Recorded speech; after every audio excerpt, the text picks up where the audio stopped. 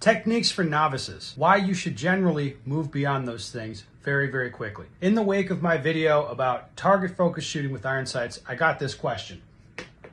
I would be interested to know how this technique applies to novice shooters. Should they first master sight focus shooting before transitioning to target focused, or apply the latter from the very start? That's a great question. Now, I mean, it's really logical for people that they want to do something they're comfortable with, like let's say front sight focus. We want to do that because I'm comfortable with it while I learn all this stuff, and then I'll move on and I'll use a not novice technique. The problem is you're kind of training yourself in the way that's counterproductive. So, for example, if you're new to shooting, the problem typically when it comes to hitting the target is not how you line up the sights. That's pretty easy and intuitive for people to do.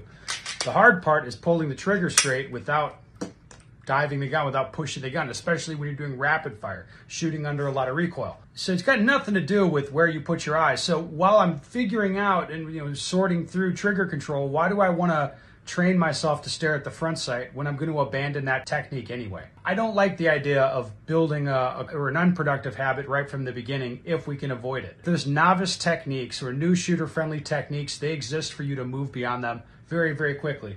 So you might get told, hey, draw, and then do a wave grip and then drop the sight down on. You'll find it every time that way. You'll see guys shoot a cadence, like shoot a particular pace on whatever distance target, because they don't want to figure out and ingrain different conformation levels that work with their sights on those targets.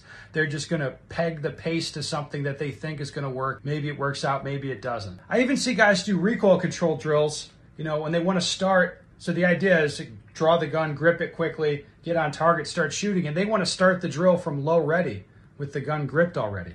These sorts of things exist for you to move beyond them very, very quickly. That's my message here. Stop being a novice. Stop doing novice techniques. And you can stop doing them anytime. Just move on to actual good techniques rather than stuff that is easy or feels good. Practical shooting training. This is the most recent release. It's got drills, live fire drills, some guidance for dry fire, some dry fire drills, lots of different places you can start. It works for people of all different levels.